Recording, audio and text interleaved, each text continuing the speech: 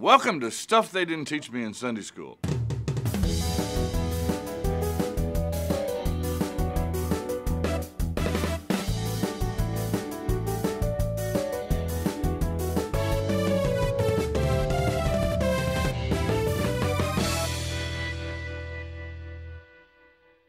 Unfortunately, the church has never been without controversy.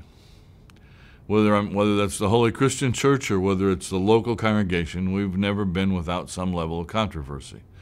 In fact, 2 out of 3 of our creeds come out of controversy. Much of our theological statements come out of controversy. If you're a Lutheran and you see the Book of Concord as a accurate statement of our biblical faith, you know that comes out of controversy. It comes out of the Reformation. Well, there was controversy in the New Testament too. Acts chapter 15, the church is called together to decide a very important point, but there's some things that lead up to that. You have Paul and Barnabas who have just come back from their trip through Asia Minor to bring the gospel message to this little corner of Asia Minor, Derbe, Lystra, Iconium, Antioch, and they'd been to Cyprus. When they get back, evidently, they realize that somebody has gone right after them and said, well, yeah, Paul told you about Jesus, and Paul and Barnabas told you that he's the Savior of the world and that you're justified by faith in him, and that's true, but they didn't tell you the rest of the story. The rest of the story is you have to get circumcised, and you have to not eat, you have to follow these old dietary laws out of the Old Testament, and you have to observe the Sabbath, and you can't work on the Sabbath, and you have to observe all these festivals like Passover and so forth. Well, as you might suspect, sort of the presenting issue or the biggest stumbling block is you have to be circumcised. I suspect the rest of it wasn't too popular either, but that becomes sort of the presenting issue. Paul finds out about this, and he is livid, and he writes a letter. He writes Galatians to those churches, I believe, that he visited on the first missionary journey. Now, there are scholars that believe the Galatian churches were somewhere else, farther north in Galatia, but I believe it's probably those churches he visited on that first journey. He writes them, and Galatians, out of all the letters Paul writes, there's only 2 that don't start with a thank you. I thank my God for you, for all your faith and all that kind of thing. Galatians doesn't start that way. Galatians starts, I am astounded that you have so quickly deserted the gospel that I taught you for another gospel. It's like Paul comes back and he goes, I can't believe it. We worked our tails off out there to tell them the gospel. Somebody goes through and messes it up afterwards. I got to write this letter. The letter is, I'm amazed that you so quickly deserted a gospel that offered this to you so freely. And it is Galatians has become sort of the Magna Carta of Christianity. You are free. Why do you want to put yourself back under that law? Why would you do that? Why would you let somebody do that to you? Well, this all comes to a head, I think, in the church in Antioch and Jerusalem, and especially Jerusalem. And now you've got an issue. Paul and Barnabas are running around out there talking to Gentiles. They start always in the synagogue, but they get thrown out of the synagogue, end up talking to Gentiles. Gentiles coming into the church, these are uncircumcised people. What do you do with them? What do they have? Do you have to become a Jew to become a Christian? Now, to us in the 21st century, that's an easy answer. Well, no, that's ridiculous. To them, it wasn't easy. It was a hard question. What do we do with them? We have this whole Old Testament, all these Old Testament laws here about what you can eat, what you can't eat, what days you have to keep holy, and circumcision and a whole host of other things. And some of the Jews said, they got to do all that. If they're going to be Christians, we got to circumcise them. We've got to hold them to the dietary laws and all that. And other Christians said, no, this Christianity goes beyond this. This Christianity offers freedom in the gospel and freedom from those old ceremonial laws that were really designed to point us to the Savior. I'm guessing that the Gentiles themselves, at least the male portion of the crew, are not all that excited about getting circumcised as adult males either. So in Acts chapter 15, the church comes together in Jerusalem, representatives from the church, and they deal with this single issue. What do we do with these Gentiles?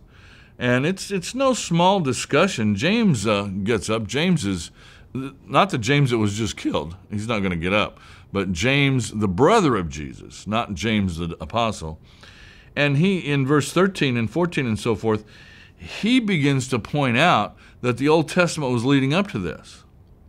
And he quotes Amos in chapter 6, verse 16, Jeremiah, Isaiah, quotes the Old Testament to help these people understand that the Old Testament did anticipate a day when Gentiles would come into the church.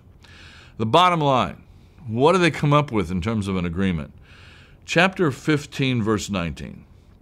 Therefore, my judgment is that we should not trouble those of the Gentiles who turn to God, but should write to them to abstain from the pollutions of idols, and from unchastity, and from what is strangled, and from blood. That's the restrictions we put on them. Notice what's not there. Nothing about the Sabbath, nothing about circumcision. That was, of course, the biggie. Nothing about these old Jewish festivals. They said, just don't eat what's been sacrificed to idols. Don't practice unchastity. Don't be sexually immoral. Don't eat what's strangled. That was actually a concession to Judaism in some ways, in that animals, in the Jewish way of slaughtering them was to slit the throat and bleed them out. And then if you strangled them, that meant you ate them with the blood. You ate the meat with the blood in it, and so that's the next line from blood. Those are also all aspects of idolatry. And idolatry would be the major temptation and problem in the Gentile world.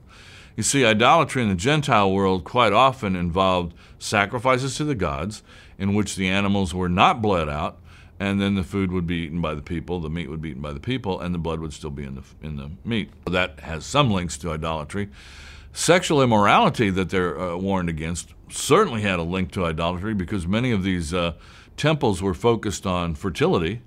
And so you had temples like the Temple of Artemis in Ephesus and the temple in Corinth, the Aqua Corinth, that had 2,000, 3,000, 4,000 temple prostitutes working out of them. So their worship life in the paganism was also all wrapped up in sexual immorality. So the Jews' letter to these people, by the way, they do write a letter and send it out to them, to the Gentiles. The letter basically says, get away from that idolatrous stuff and the stuff that links you to the idolatry. Paul will later temper that a little bit in terms of the food offered to idols, and he'll say, if it caused your brother to sin, don't do it. Or if somebody points out, did you know that was offered to idols, then don't eat it. If nobody says anything and it's not going to hurt anybody, go ahead and eat the food. But at this point, this was the concession. Don't do the things that are linked with idolatry and your former life, sexual immorality, and so forth. That is a huge step. That is a huge change for the church, to say we are willing to let Gentiles ignore all of that Old Testament ritual that Jews had been abiding by for centuries. We're willing to say that doesn't apply to Gentile Christians anymore. You don't have to be circumcised. You don't have to keep all those rules. It's a huge step for freedom under the gospel. Jesus Christ came, they argued, and you and I would argue, to set us free, to serve him, to love our fellow man, but to not be bound by old ritual.